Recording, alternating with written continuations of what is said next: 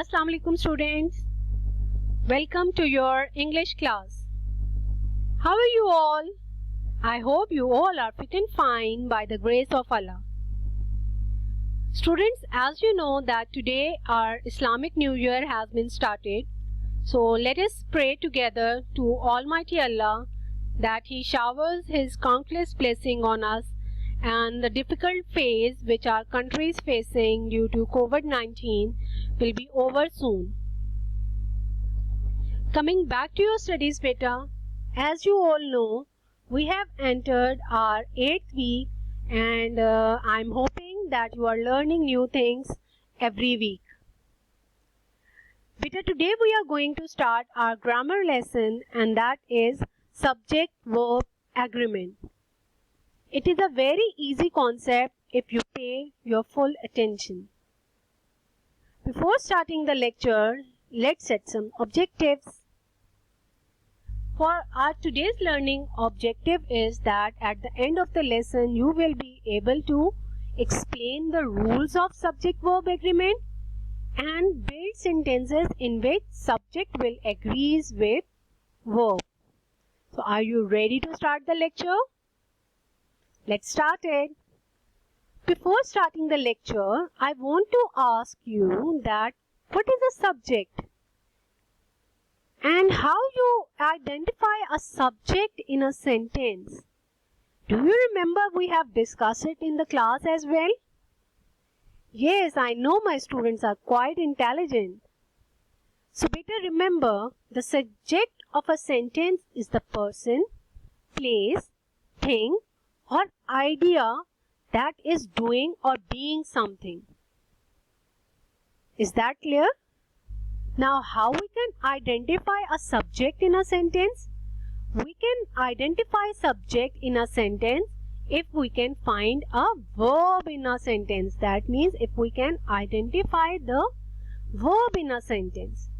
If the verb has been identified, then we can answer the question that what is a subject. To make the thing more clearer, let's see one example. The dog ran to his friend. In this example, can you identify the verb? Very good. That is run. And who is doing the action of run? That is dog. And whom he is running towards? That is his friend. So, our main subject is dog because he is doing the action of, yes, run, which is a verb, and to whom he is running towards, that is his friend. So, it will become its object. So, I hope this thing is clear to you. Now, let's start our today's topic.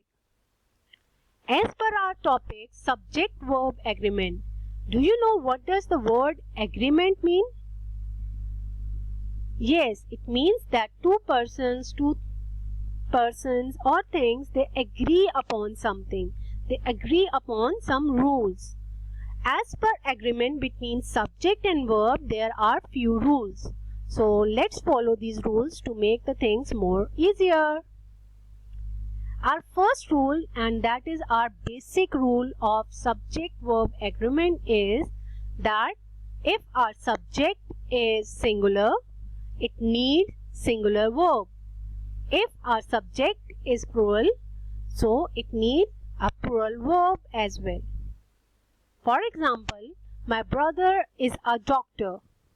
Over here, my brother is a subject which is singular.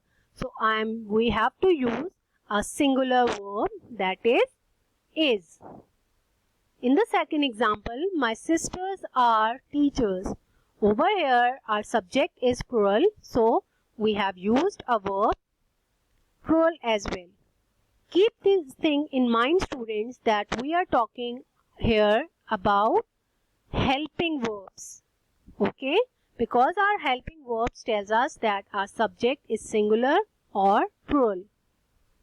Is this rule clear? Very good. Now let's move to rule number 2. Our second rule is that if two singular subjects connected by either or neither nor require a single verb. That means, for example, my aunt or my uncle is arriving by train. So I am using or over here. So I am writing is to tell that my subject is singular. So my verb is singular too. Similarly, neither Ali nor Raza is available. So over here again, we have used is because we are using nor. We will discuss this rule furthermore. Before starting to our next rule, I want to clear it that we will discuss this rule again in the rule 4 again. Let's move to rule number 3. Our rule number 3 is the number of subject, singular or plural, is not changed by words or a phrase that comes in between subject and the verb. For example, one of the boxes is open. Here subject is one and the verb is because one is singular. So we are using is over here. Is this rule clear, beta? Now let's move to rule number 4. Our rule number 4 is that some subjects always takes a singular verb even though the meaning may seem plural. For example, someone in the game was, not were, heard. Over here, someone is used as a singular subject. So we are using was over here. Okay. So this is the rule that if our subject is singular, either it is showing us that the subject is plural or it seems to that it is plural, but we have to use it as a singular verb as well. Understood this rule? Now let's see what is the fifth rule of subject-verb agreement. Our fifth rule is subjects joined by and are plural. Subjects joined by or and nor take a verb that agrees with the last subject. If we are using and in a sentence, so we are taking two subjects, that is, for example, over here, Bob and George are living. So over here we have two subjects, Bob and George. So our verb will be plural as well. That will be are. Is the example clear to you? Very good. Second part of the rule is similar to your rule number 2. That if we use or nor, either or neither nor, so we will place the subject according to the last subject we are talking about. Let's read example so make the things more clearer. For example, neither Bob nor George is leaving. Over here we have again two subjects, that is Bob and George. And we are placing nor in between. But we have to see the last subject is plural or singular. So we will place our verb according to it. For example, over here George is singular subject. So we are placing is. That is our singular verb. Is that clear, boys and girls? In the second example, neither Bob nor his friends are going to the festival. We are using nor over here, but we are using is as well.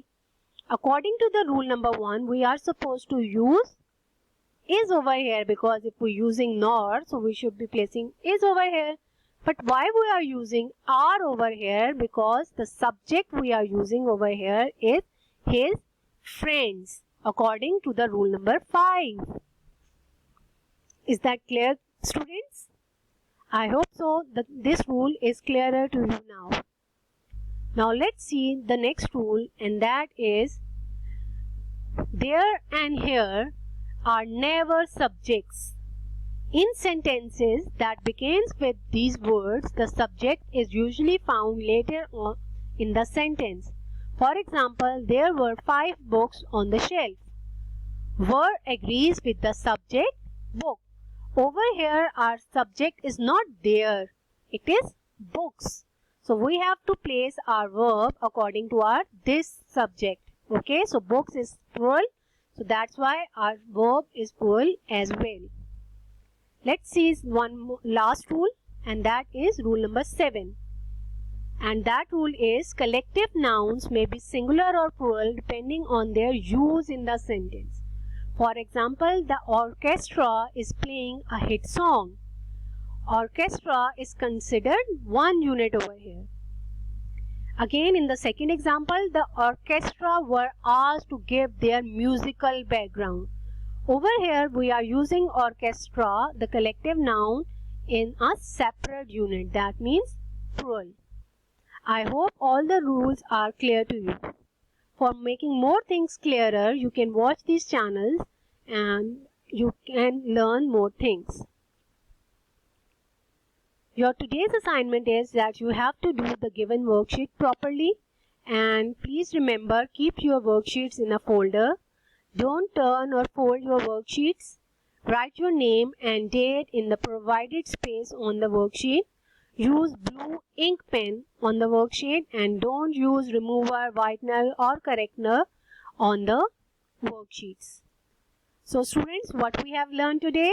We have learned that what is a subject? Yes, it is an important part of a sentence. And what is a subject-verb agreement? That subject, if the subject is singular, our verb will be the plural. If our subject is singular, our verb will be singular. If our subject is plural, our verb will be plural as well. And we have discussed the 7 rules of subject-verb agreement. I hope my lecture is clear to you. Thank you very much and Allah Hafiz.